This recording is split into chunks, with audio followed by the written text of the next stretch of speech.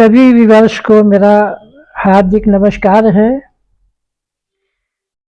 कल आप सभी ने जाना कि श्रीमद् भगवद गीता हम सभी मानव मात्र के पास कैसे पहुंची। आज उससे आगे चलेंगे। कुछ लोगों का ये मानना है कि श्रीमद् भगवद गीता का ज्ञान कोई हिंसक युद्ध के मैदान में नहीं दिया गया था। परमात्मा ने कोई हिंसक युद्ध की प्रेरणा नहीं दी थी। ये तो एक मनोयुद्ध की कहानी है। जीवन में जिस प्रकार के संघर्ष से मनुष्य आत्मा गुजरती है, उन संघर्षों का समाधान कैसे कर सकते हैं, ये इस ज्ञान से स्पष्ट हो जाता है। इस प्रकार से कोई इसको हिंसक युद्ध के रूप में दर्शाते हैं तो कोई उसको अहिंसक युद्ध के रूप में दर्शाते हैं। इन गुह्य रहस्यों को समझना कभी कभी मनुष्य के बस की बात नहीं रह जाती। इस ज्ञान को सभी ने अपने अपने दृष्टिकोण से उसको देखना चाहा है और समझना चाहा है। हर एक ने अपने बौद्धिक स्तर से उसका अनुवाद किया है। श्रीमद् भगवद गीता श्रेष्ठ इसलिए है कि परमात्मा ने एक ही पवित्र पुस्तक में जीवन में आने वाली सभी समस्याओं का समाधान दिया है। इसमें व्यक्तिगत स्तर के समाधान भी प्राप्त होते हैं। जिस प्रकार की चुनौतियों से मनुष्य गुजरता है, उन सभी शिकस्त हो जाता है, नरस हो जाता है, डिप्रेशन में चला जाता है, तो ऐसी मनोदशा का समाधान भी हमको इस पुस्तक को पढ़ने से प्राप्त होता है। ये गीता के संबंध में सार के तौर पे एक सरल भाषा में हम आपको कंटिन्यू बताते रहेंगे। आप लोगों से अनुरोध है कि अगर गीता से संबंधित ये बातें आपको अच्छी लगती हैं तो जो भी व्यूअर्स चैनल को देख रहे हैं, जो पहली बार चैनल में आए हैं, वो चैनल को सब्सक्राइब कर दें, लाइक कर दें, ताकि आगे आने वाले हम हर पार्ट बाई पार्ट ये आपको बताते रहेंगे, तो आगे आने वाली पूरी जानकारी आप सभी को ऑटोमेटिक आपके पास तक पहुंच सके। तो दूसरा, जैसे दिखाते हैं कि कौरव और पांडव एक ही परिवार के सदस्य थे। पारिवारिक स्थिति के अंदर जिस प्रकार की समस्या उनके सामने आई, तो इस प्रकार की पारिवारिक स्थिति की समस्या का समाधान भी इस पुस्तक को पढ़ने से प्राप्त होता है। इतना ही नहीं, लेकिन उस समय की सामाजिक स्थिति कैसी थी, वैसी स्थिति आज भी देखने को मिलती है। श्रीमद् भगवद गीता में सामाजिक स्थिति का समाधान भी प्राप्त होता है।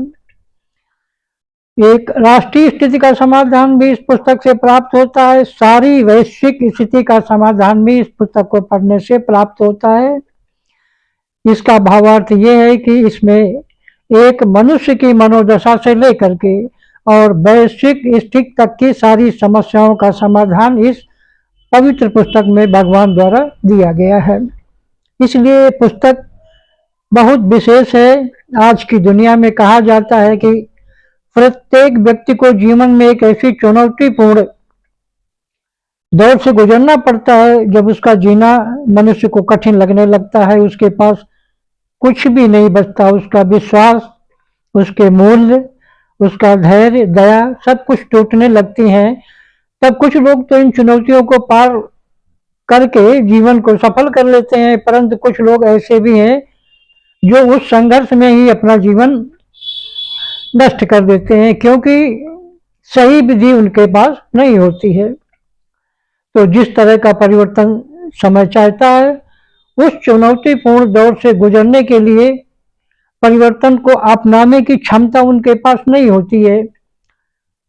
जब उनकी आंतरिक हदें टूट जाती हैं और वो अपने आप में असमर्थ अपने आप को महसूस करने लगते हैं, अपने को शक्तिहीन समझने लगते हैं, तब ऐसी समय में भगवान, जिसको बुद्धिमानों की बुद्धि कहा गया है, वो आ करके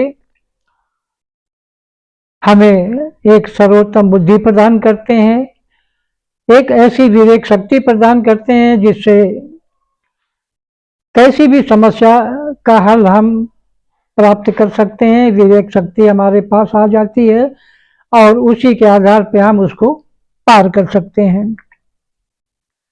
दूसरी एक पारिवारिक स्थिति के विषय में बताया कि कौरव और पांडव एक ही परिवार के सदस्य थे। आज की दुनिया में भी देखा जाता है कि दिन पर दिन परिवार टूटते जा रहे हैं, छोटे छोटे परिवार होने लगे हैं। पहले जिस तरीके से संयुक्त परिवार हुआ करते थे, उनमें आज इकट्ठा रहने की स्थिति नहीं रह गई है, इसलिए आज इतने परिवार टूटते जा रहे हैं। परिवार में माता पिता जिनके मोह के कारण ज्ञान चक्षु बंद हो जाते हैं। धर्म तथा ज्ञानार्जन करने वाले लोगों के को 5 पांव छोड़ने की तो क्या, सुई की नोक के बराबर भी जगह देने को तैयार नहीं होते हैं। भावार्थ ये है कि ना वो अपने मन में स्थान देना चाहते हैं, ना उनको सुख से रहने देना चाहते हैं। अभिमान तो इतना आजकल हो गया है कि चाहे कुल का नाश हो जाए, लेकिन घृणा, द्वेष, क्रोध, अन्याय, प्रतिशोध की भावना को छोड़ना नहीं चाहते हैं। इस तरह पारिवारिक समस्याएं सिर्फ उस समय महाभारत काल में ही थी ऐसा नहीं है, वर्तमान में भी यही महाभारत काल चल रहा है। तो इस समय भी हर परिवार के अंदर किसी न किसी रूप में समस्या आती जाती रहती हैं। इसलिए समस्याओं को हल करने के लिए जो समाधान की आवश्यकता है वो भी श्रीमद् भगवद गीता से मिलती है। ये वही महाभारत का समय है। ऐसा हम क्यों कह रहे हैं?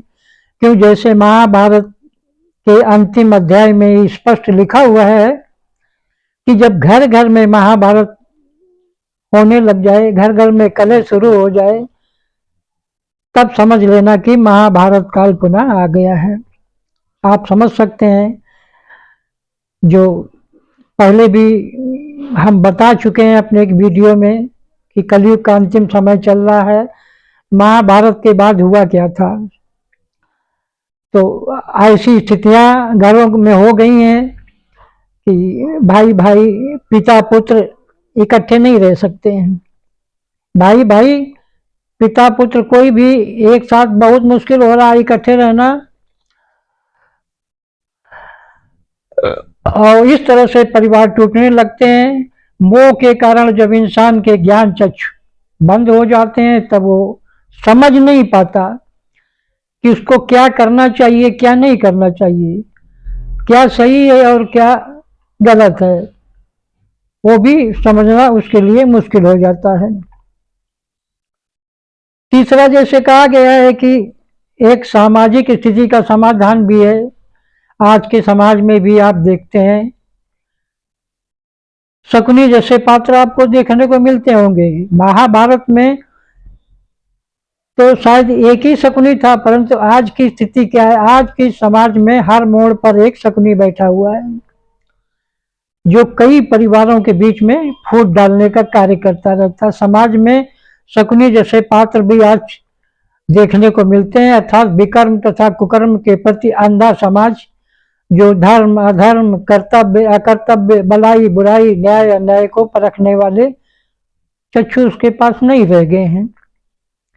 कई बार ऐसे शकुनी साथ देने के लिए भी आगे आ जाते हैं। ऐसा आज का समाज हमारा होता जा रहा है।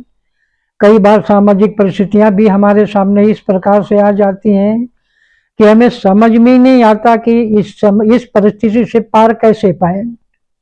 तो ऐसी सामाजिक परिस्थिति का समाधान भी श्रीमद् भगवद गीता में मिलता है। साथ ही साथ जैसा कहा गया है कि इसमें हमें एक राष्ट्रीय स्थिति का समाधान भी प्राप्त होता है। जैसे धृतराष्ट्र का विवरण आता है, इस प्रकार है कि धृतराष्ट्र अर्थात ये राष्ट्र को धृत भावना से हड़प करके बैठ गया, पाश्विक बल से अपना अधिकार जमाए हुए है, जो सत्य की दृष्टि से अंधा है और जहां विशेषकर मानसिक और आत्मिक अंधत्व होता है, वो बहुत ही भयानक होता है। आज राष्ट्र में भी ये मानसिक और आत्मिक अंधत्व प्रकट होता जा रहा है।